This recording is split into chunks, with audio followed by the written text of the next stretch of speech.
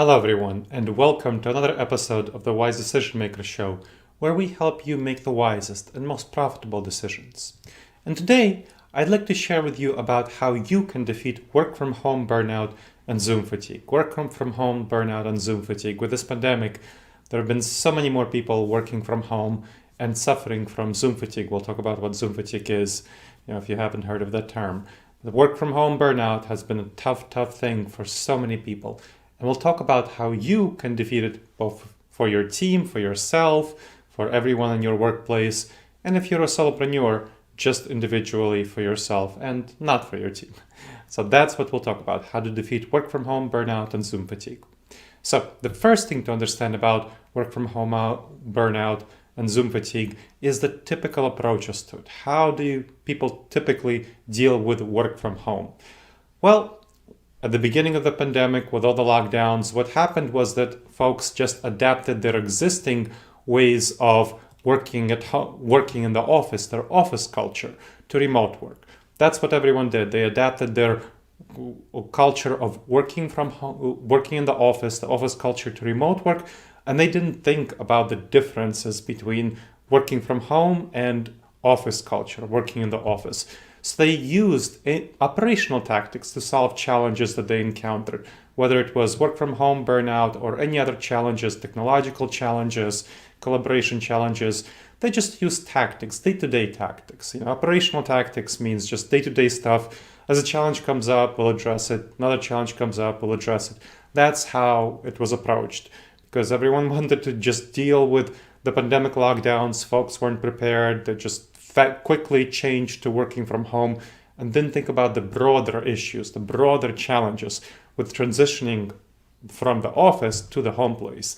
That's fine for emergencies, for a week, for two, to have that transition, just focusing on the tasks themselves, getting them done, focusing on that, and as any challenges come up, dealing with them operationally.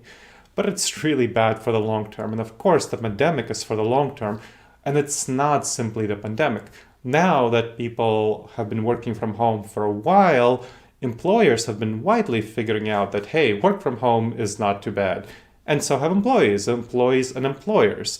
From an employee perspective, it gives a lot more flexibility and comfort, and you don't have to have the long commute. There's less stress in many ways. Well, for employers, they, of course, have seen that many people working from home actually have more productivity than they had in the office, like 2 or more hours per week on average gain in productivity, which is great. That's a great gain in productivity. And if they can get more employees to work from home, of course, they get to not least expensive office space. So that's great for their savings and not use up a bunch of office services, whether, those big office copiers, other things that you need in the office, janitors, security, and so on. If you can shrink your footprint by 90%, even fully remotely, a number of companies have went to fully remote, large ones like Dropbox and so on. And a number of other ones have gone to, lots of their positions have moved remotely, including not simply technology companies like Dropbox, but Nationwide Insurance, a long-time company found 1926. So both old-time companies and newer ones have been deciding to make a number of permanent shifts to working from home.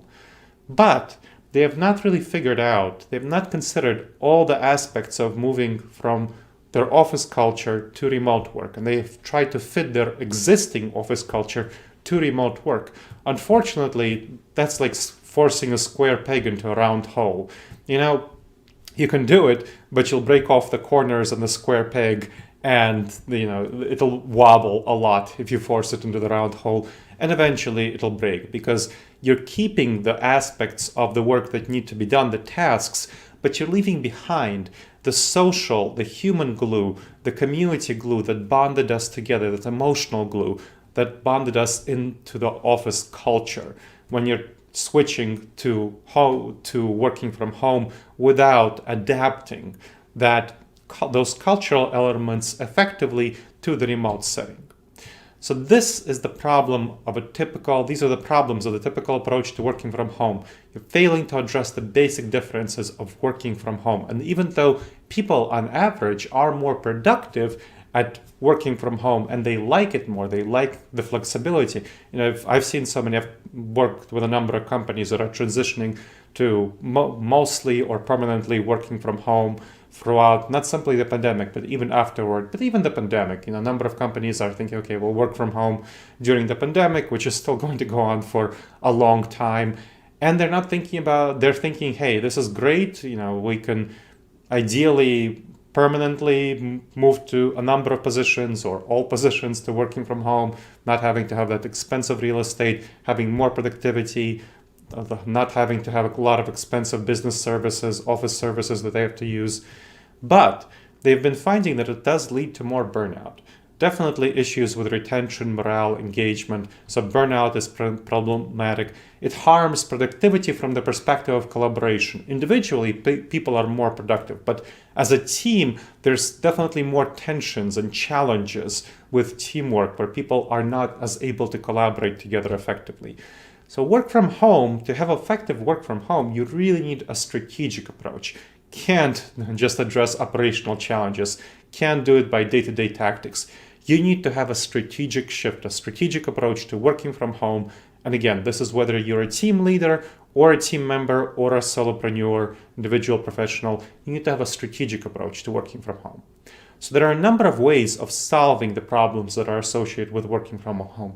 I'll talk from the perspective of leaders, but you can apply it to yourself as a solopreneur or a team member, the kind of things that you really want to do. And to the extent that you're a team member, encourage your leaders to adopt these approaches. So, solution 1 to the problems of working from home. You want to gather information on what exactly are the problems in your company. All companies have some differences, many similarities, which I'll talk about, but also some differences. And you want to customize the approaches that I'm talking about here to your company. So your first step of your solution will be gathering work from home information. Diagnose the issues with your company. Use a number of surveys, use focus groups, use one-on-one interviews. These various tools, surveys, focus groups, and one-on-one interviews will help you diagnose the specific issues that your company is experiencing, that your team, your organization is experiencing with working from home. So that's the first solution. The second one is you want to develop metrics and baselines. As you're thinking about developing surveys and doing interviews, doing focus groups, make sure that you get both quantitative data and qualitative data. Quantitative data and qualitative data. So for the surveys especially, you want to structure them so that you get clear metrics, so that you can do interventions and measure the before and after impact. So that you have a survey talking about, let's say, how engaged do you feel? How good is your collaboration with team members? What are your work-life boundaries? And a number of other questions that there's going to be notes in the links in the show notes for more information about the kind of survey questions you can ask.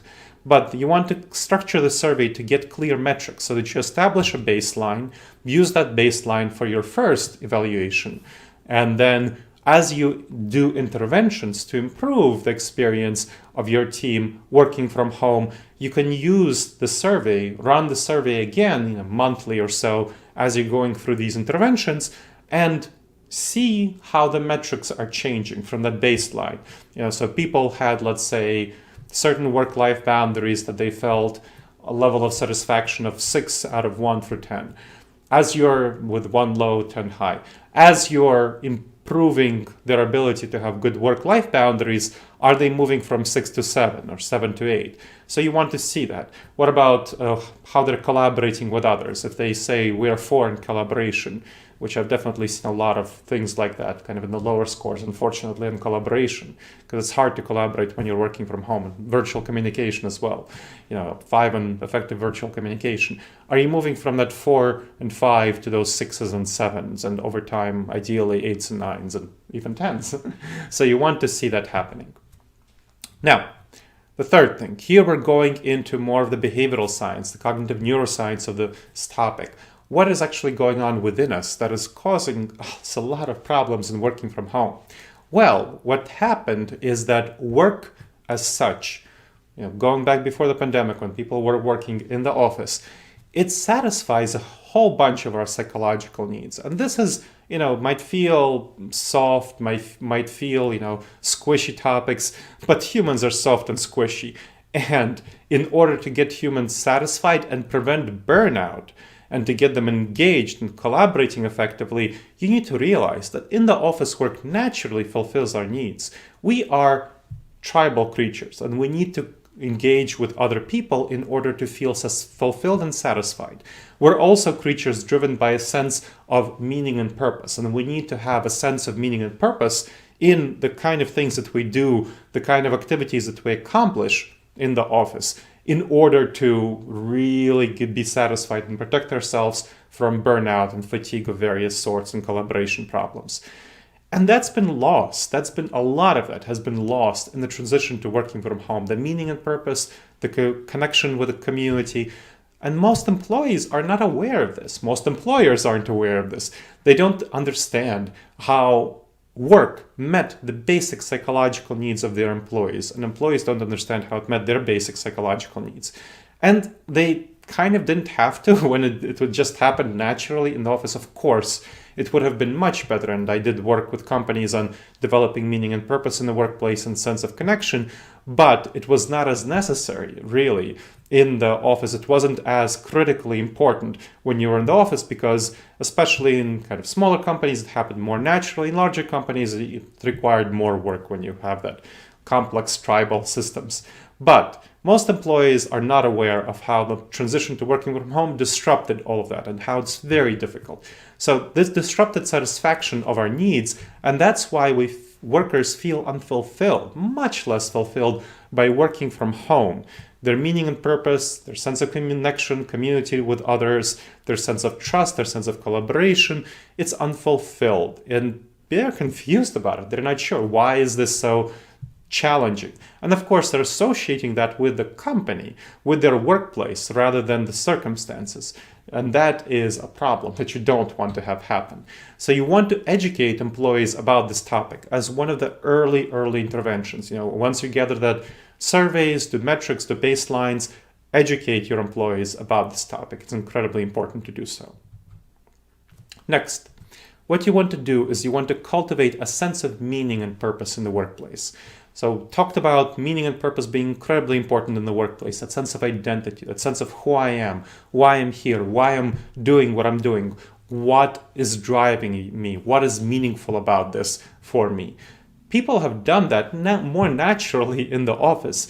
They have associated that sense of meaning and purpose with the place, with the working there, and with the people they're surrounded by. So driven by people, motivated by people, driven by the place, motivated by the place. They have that association of the context of work with meaning and purpose, with satisfaction, with accomplishments. A lot of that is greatly disrupted. That's all greatly disrupted when you move to work from home. So you need to change that.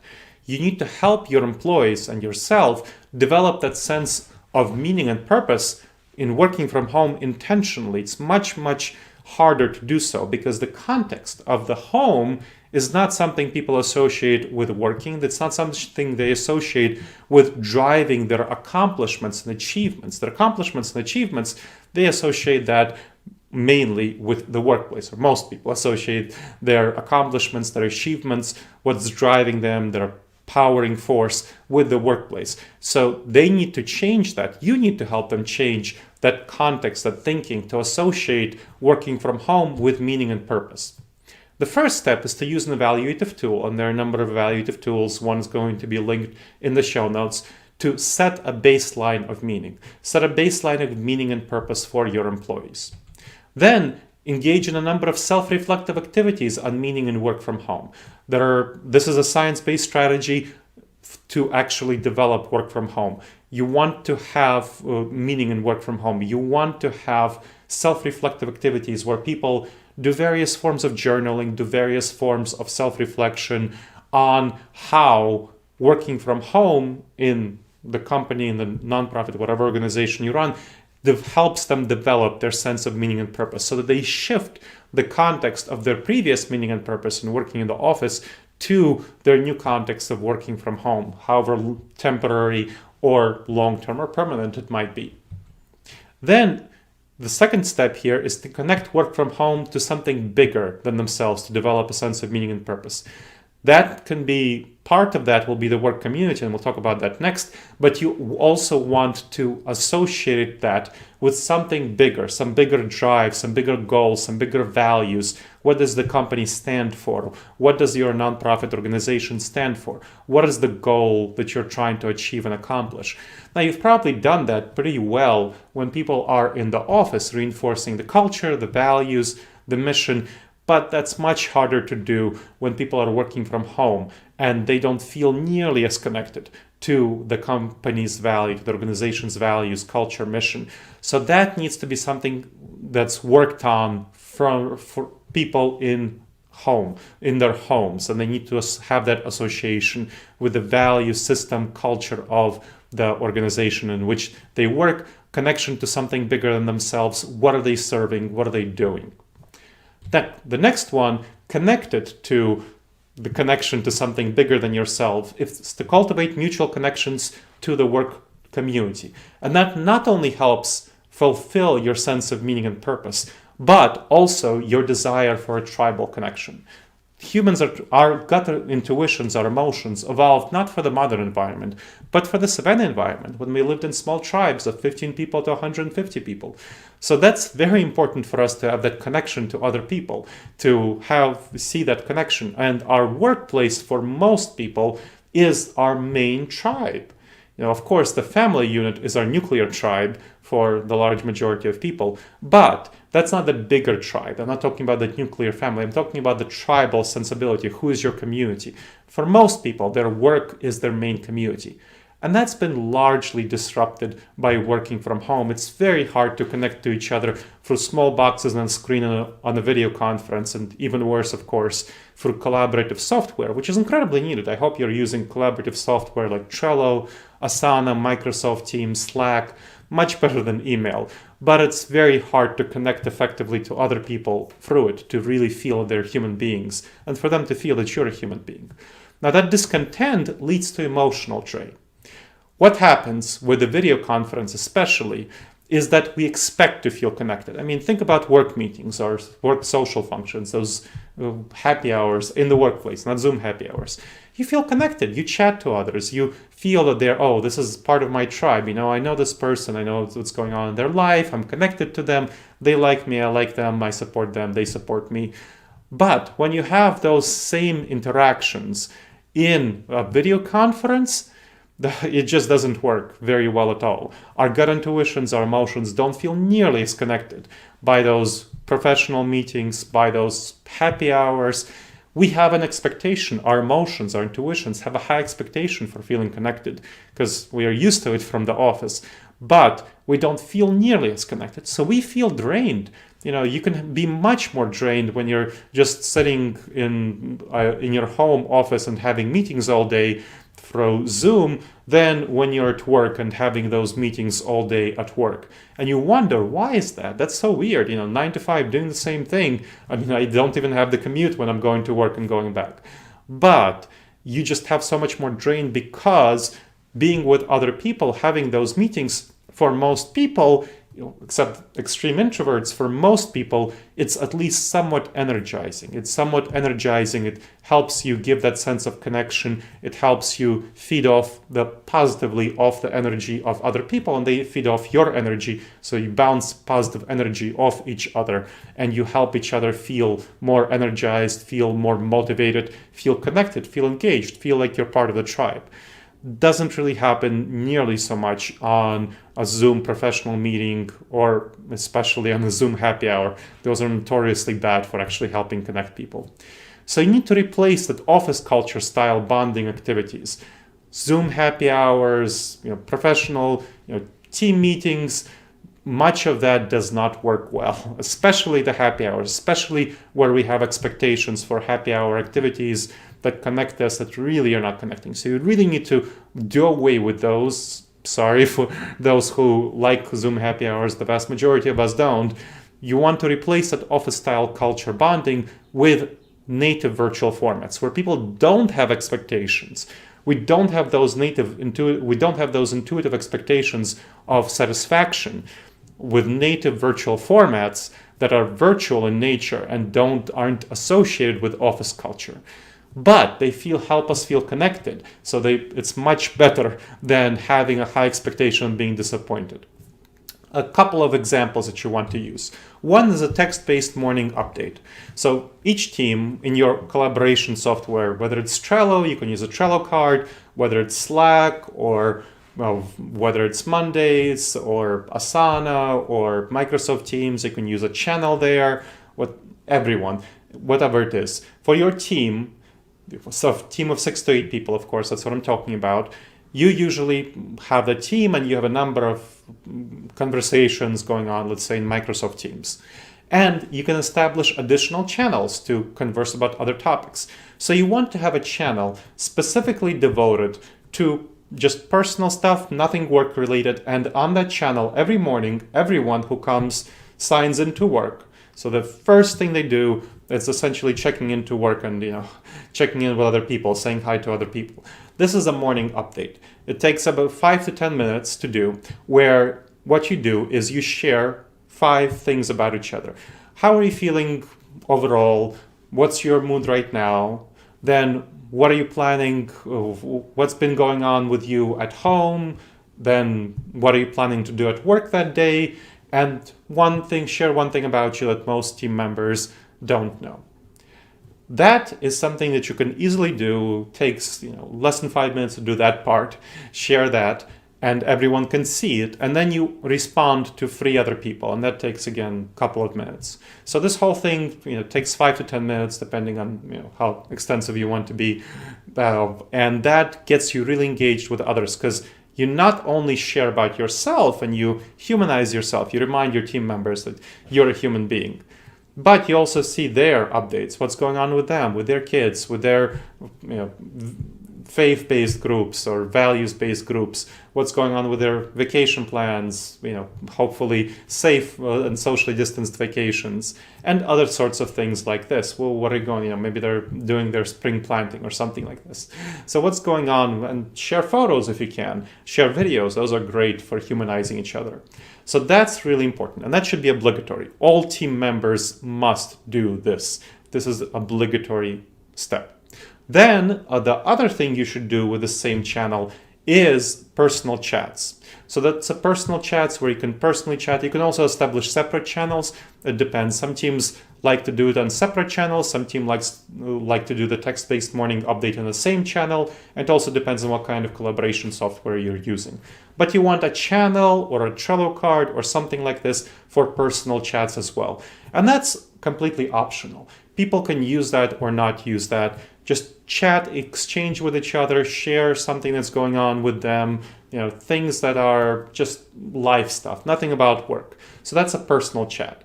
And that gives a nice balance of an obligatory humanizing activity with the morning update and those personal chats that people can do voluntarily. And you'll find that the more extroverted people use the personal chats more and the more introverted ones use them less, and that's totally fine. Next, virtual communication. So we're going on to professional development. Satisfaction of psychological needs we've addressed. Now we're going on to addressing professional development. Now, communication is notoriously hard, which is why even before the pandemic, people in communication training made a lot of money.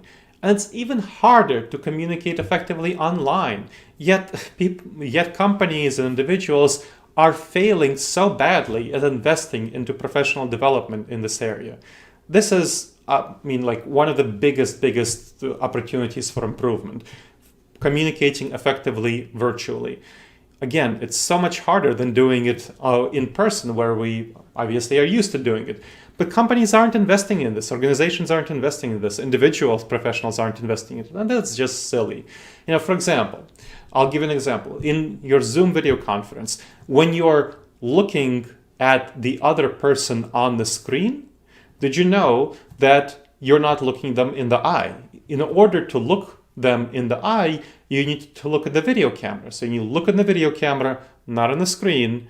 Look in the video camera, not on the screen. It looks really different. When you look in the video camera, the other person can clearly see that you're looking at them, you're looking them in the eye. Whereas if they're looking at the screen, they're looking at you, but you're not seeing them as though they're looking you in the eye.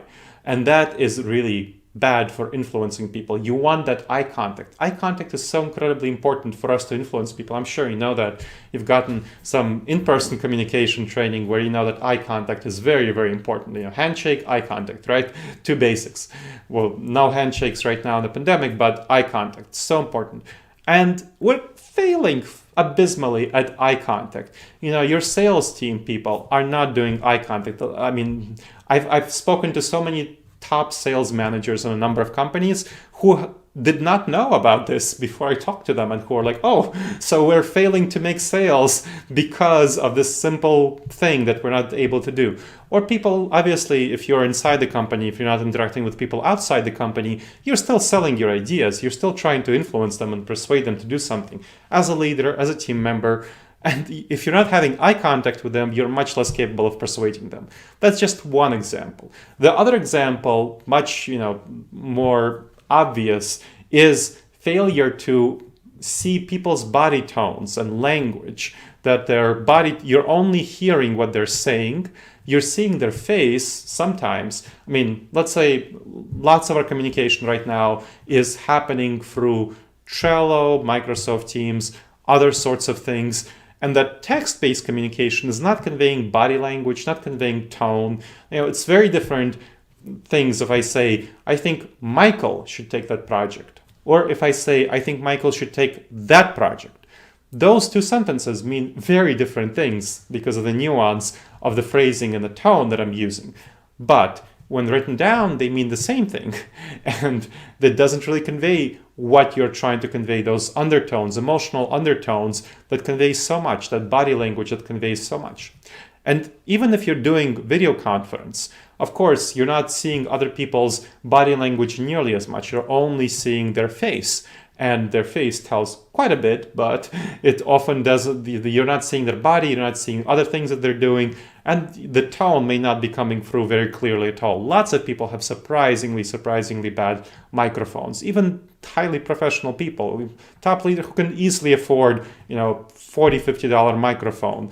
Get yourself a Yeti microphone, get yourself a good quality microphone, but people don't, and it's ridiculous. And you can barely hear them. They're using their inbuilt microphones or something like that, or their headphone microphones, which is not nearly good enough for top quality, for conveying your message effectively. And that causes a lot of miscommunications, misunderstandings that can blow up quickly and cause a lot of problems for teams when you're working within a team internally within a company, and externally when you're working with everyone from your vendors to your clients to your investors. Bad idea. You want to provide training on effective virtual communication. I can't tell you the number of companies that are not doing this, and that's very silly. Related to that, you want to provide training on effective virtual collaboration. Again, lots of trainers made money by training people on teamwork before the pandemic in office, and when it's much more natural for us to work as a team tribally. But right now, companies aren't investing in this, and organizations aren't investing in this, individuals are not investing in this. It's ridiculous. We're used to that collaboration in office settings. We build up trust with each other naturally. We meet in the break room and, have lunch together and just chat about our lives and what's going on and how are you feeling. We meet in the hallways and we can resolve small problems, issues, challenges pretty quickly. That doesn't happen in virtual settings. Most employees don't collaborate effectively. They don't know how to collaborate effectively in virtual settings, how to communicate effectively, how to collaborate effectively. Everything from technology issues, not knowing all the technology of Microsoft Teams, Trello, Slack, whatever, to simply how to communicate and how to delegate tasks effectively in office, in work from home settings, how to hold other people accountable. It's much easier to ignore somebody sending you a Slack message than it is somebody standing in the door to your cubicle. So this poor collaboration really harms people's morale, the retention of people in your company. and their productivity as part of a team. Individually, people are more productive, but team productivity is really hurt by this poor collaboration. And there's training that you can do in effective virtual collaboration. I'm so surprised how few organizations do training in effective virtual collaboration. Then, a couple of other things you can do. You want to initiate virtual mentorship. This is a really effective technique. You might have had mentorship before in the office, and a lot of that has slipped as people transition to working from home. This is specifically virtual mentorship. You want to program a virtual mentorship where you pair up junior staff with senior team members. So focus on pairing up those junior staff with senior team members, which provides them with another way to socialize with each other, have that connection. So it's especially important in these times to have that connection, that one-on-one connection. So giving them that opportunity. And of course, senior staff members can mentor younger ones in the workplace and doing the work. And that's just one of the biggest things that employees report being lost and harmed is their ability to get mentoring from others. And that is a big problem. So you want to deliberately create that virtual mentorship. And that older staff will mentor younger ones on what to do, things in the company and so on, as well as the internal culture, norms, politics, all that stuff. And don't tell me you don't have politics in your organization. Pretty much everyone does, unless you're solopreneur. And then junior staff, and this is a little dirty secret, that a lot of older staff, senior staff, don't know how to do technology very well.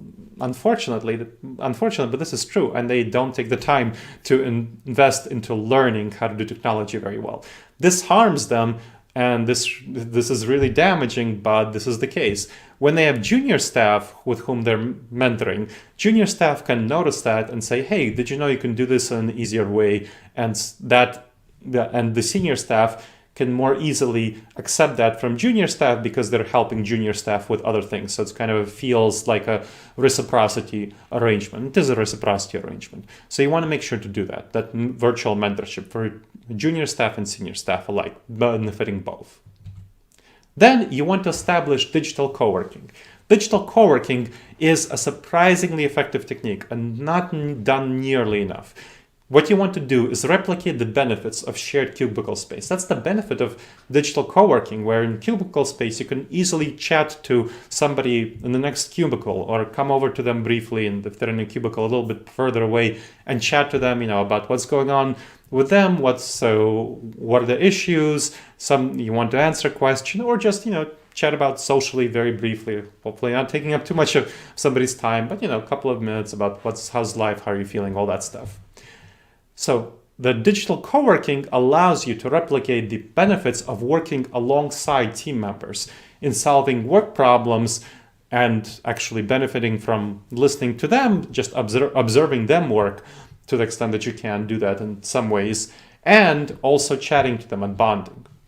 To do that, teams of 6 to 8 people should do a video call for at least 1 hour daily.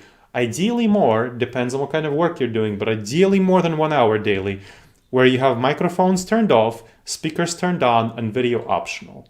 And you can, of course, and should, of course, turn your microphones on to bond with each other, share about something in your life, what's going on, chat a little bit briefly, chat about work stuff, what's going on, ask questions, answer questions, do all those sorts of things. So that's very effective. That's a really effective technique that digital co-working bonds team members with each other, reminds them that they're human, helps them feel connected. Very, very valuable. And of course, helps them solve work problems, addresses some of those collaboration challenges, as does the virtual mentorship. This is especially helpful for those who are in positions like sales, where sales team members can use that to hear each other. You can have one sales team member at a time have their microphone turned on, especially a senior sales team member, when they're doing outbound or inbound calls to customers. And you can hear what other team members are saying to customers and learn from them and or give them feedback on how they can do better. So with a number of specific departments in your organization, the sales floor, I have to tell you, sales teams so often tell me, sales team leaders, that's the biggest thing they miss. That sales floor interaction, learning from each other, engagement. and mutual motivation for doing sales and the wins, celebrating the wins, and so on. That is something you can replicate with digital co-working, and that's really effective. And that applies to a number of specific departments in your organization. Then, let's go on to other things that you can be doing. You really want to fund people's remote work. Technology, office space limitations have been so problematic for many people. Many people don't, they work in their kitchen table or a walk-in closet. It's true, people do. And they don't have a quiet space. They don't have a quiet office. The technology is weird. I mentioned not having a good microphone, not having a good webcam, not having good setups, not having good equipment, not having good technology. That is a big problem. Not having good internet connection. I mean, how many people's Wi-Fi, is bad and drops out, and they have to drop out of a meeting because of bad Wi-Fi? That should never happen. You should always be plugged into the Ethernet, and there are ways to get Ethernet extended, but it costs some money. So you want to help your employees with these technology office space limitations by providing funds for good home office setup. Whether it's the internet connection that I mentioned, various equipment, technology, not simply a good laptop, but also microphone, camera, all that sort of thing, and furniture. So furniture for working from home, all those sorts of things. Maybe a standing desk, because it's not really healthy. I use a standing desk. I've been using that for like 7 years now, ever since the research showing how unhealthy it is to actually sit the whole day. And when we're working in the office and we have meetings or so on, we're at least walking from place to place. When we're working from home, we can sit in the same chair 9 to 5, just except getting up and getting lunch. It's not great, not healthy. So you want to provide appropriate furniture, comfortable, ergonomic furniture, ideally ones that facilitate the best health, like standing up for working from home. Then, this is another thing that you really want to be thinking about. A lot of people are not getting nearly as much benefit from meetings as you think they are. Because of this disappointment, this Zoom fatigue, we expect to be connected and we are not. So whether those virtual happy hours, you want to completely eliminate them, and you want to reduce unnecessary team meetings. Partially because you're already doing digital co-working. So if you feel, lots of leaders feel that team meetings are important for them to connect with their team members. But if you're doing digital co-working, which you really should, you will be already connected, much more connecting than meetings.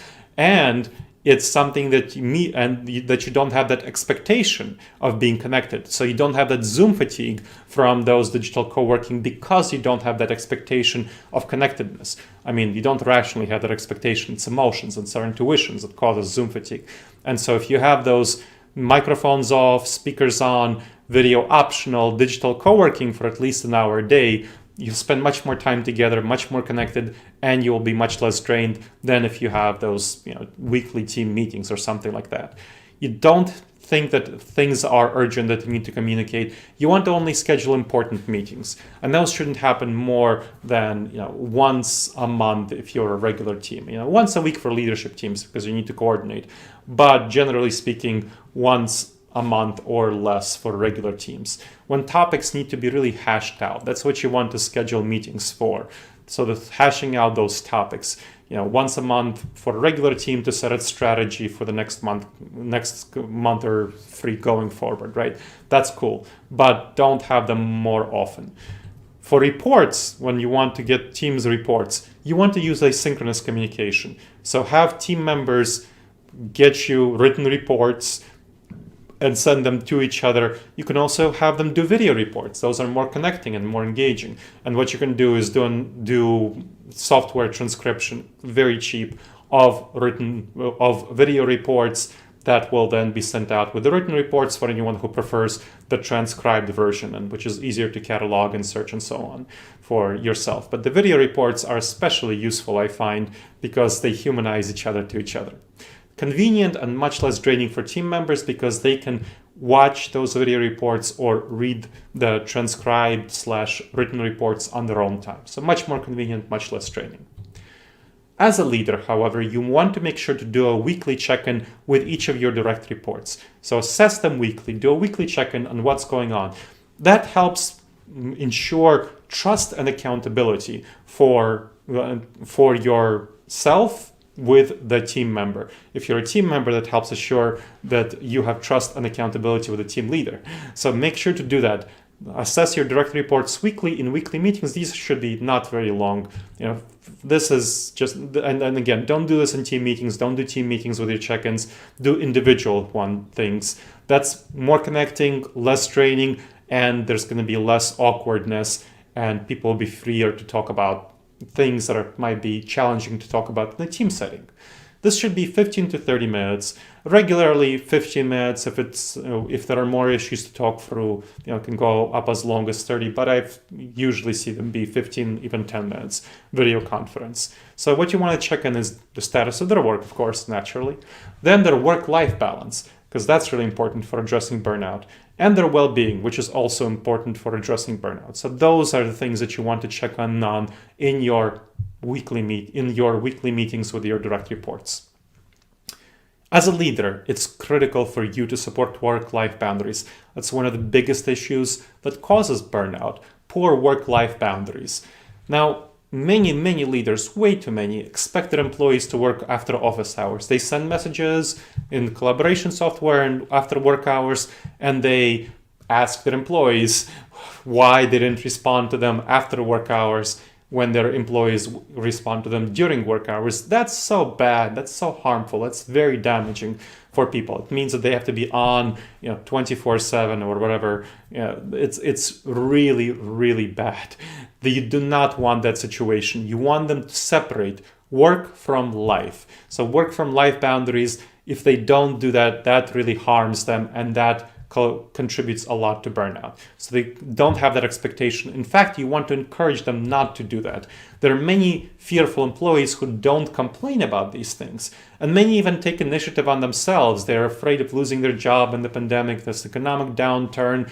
They see their boss working after hours, and even if their boss doesn't directly say, hey, you should respond to these messages even after hours when the boss sends them an email, there's a sense, there's an expectation. They feel that, well, if they don't work after office hours and they don't quickly respond to the boss's email after office hours, that will set them back, and the boss will feel that they're not as productive an employee. That's not a good thing, that they're not as loyal. You don't want that situation. You want to reinforce saying that, if you want to work after office hours as a leader yourself, if you choose to do that, that's okay, but you should make very clear that you have no expectations, and people will not get brownie points if they work after office hours. So you should reinforce those boundaries.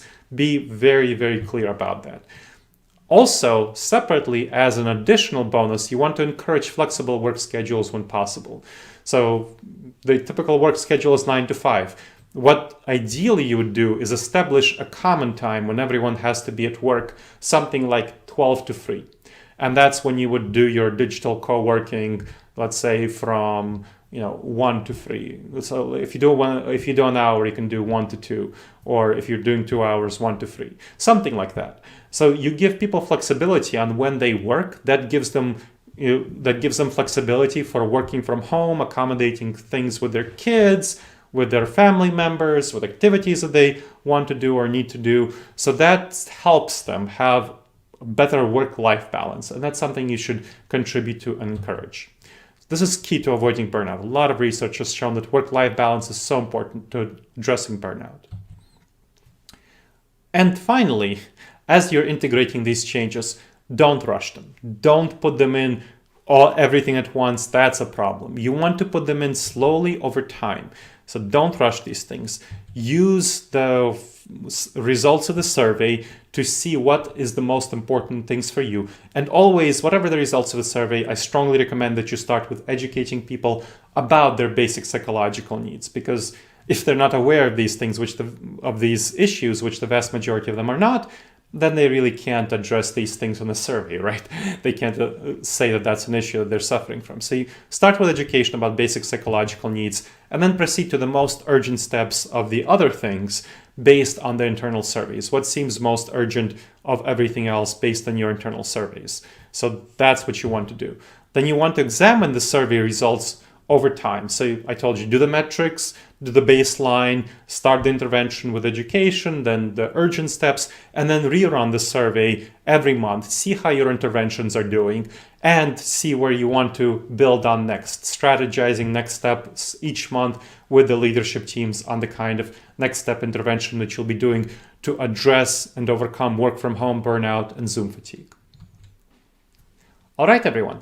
I hope this has been enlightening for you and it has helped you make better decisions about work from home burnout and Zoom fatigue.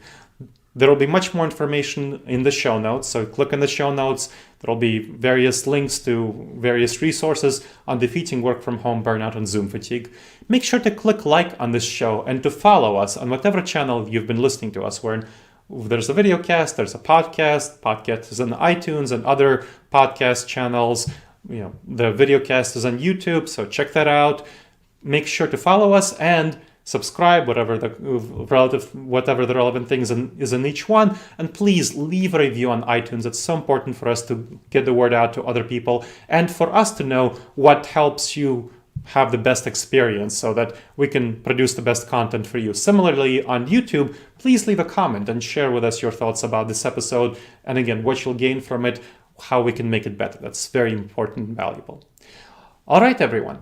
I hope this has proven useful to you, and I will see you on the next episode of the Wise Decision Maker Show. In the meantime, as always, the wisest and most profitable decisions to you, my friends.